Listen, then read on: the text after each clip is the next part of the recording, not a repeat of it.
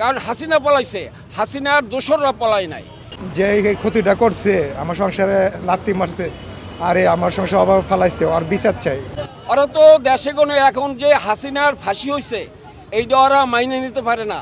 আমার মনে হয় যে এই শত্রুতায় ওরা যে কোনো টাইমে যে কোনো কাজ করতে পারে, কারণ হাসিনা পলাইছে, হাসিনার দোসররা পলাই নাই।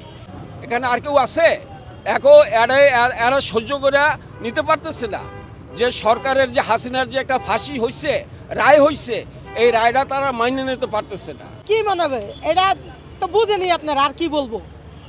এখন দেশের যে পরিস্থিতি আর মানুষ এমন পর্যায়ে গেছে যে কোনো কিছু এলাই মানুষের ক্ষতি ছাড়া ভালো করে না, আর এমন একটা কাজ করে যে সব রাস্তার গাড়ি ছাড়া কিছু বুঝে না। তিনটা লোক নাকি আসলো মাস্ক পরে, তিনটা লোক এখানে কি করলো না করলো বলতে পারে না, তো ছোট মানুষ। ও বললো যে ভাই তিনটা লোক আসছিল মাস্ক পরে, কি করলো না করলো করে চলে গেল। 1-2 মিনিট পরে দেখে পিছন থেকে আগুন ধরতেছে গাড়িতে। আমি আমার ছেলে অফিস থেকে এসে খাওয়া দাওয়া করে বেরিয়েছে, তো চিল্লাচিল্লি সব কিছু আমি গেটে বাইরেছি, গেটে বাইরে দেখতেছি যে আগুন। এখনো আমাদের চোখের সামনে দিয়া তারা বুক ফুলাইয়া হাঁটে। যারা আগে যে ব্যবসা করছে তারাই ব্যবসা করতেছে, নাম পড়তেছে অন্য অন্য দলের। আমরা তো চোখে দেখি এইগুলা এছাড়া কেউ কি করবে? আপনি দেখেন তো এই ক্ষতি করে লাভ কি মানুষের, জনগণের? আর যার কাছে সে বুঝতেছে কেমন হয়েছে, যে করছে সে তো টাকা পাইছে, উদা হয়ে গেছে। তো হ্যাঁ, তো একদিন ধরা পড়বো না। ওই যে ওই পাশে সিসি ক্যামেরা আছে। আগুনটা প্রথম তো পিছন সাইড থেকে লাগছে। আগে যে পরিমাণ আগুনটা লাগছে, রাস্তায় জ্যাম, কোনো ফায়ার সার্ভিস কোনো কিছু আসার কোনো ইয়ে ছিল না।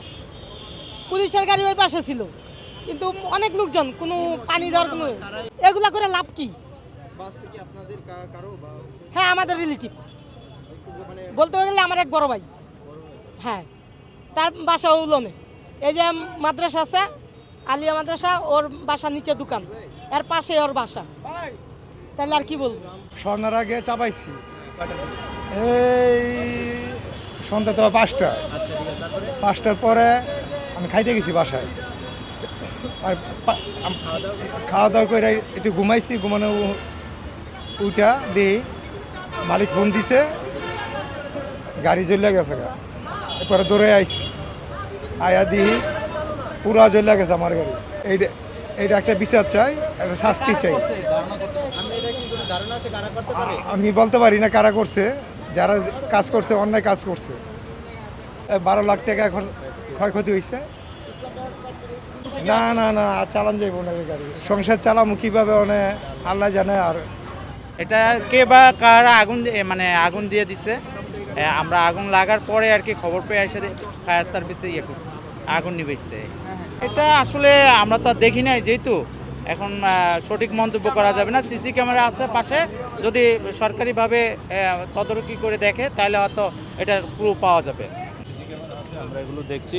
আসলে আগুন কি লাগাই দেওয়া হয়েছে বা অন্য কোনোভাবে লাগছে কিনা এটা তদন্ত হচ্ছে, তদন্ত করে আমরা এটা বের করব। আমাদের কার্যক্রম চলমান আছে। ধন্যবাদ।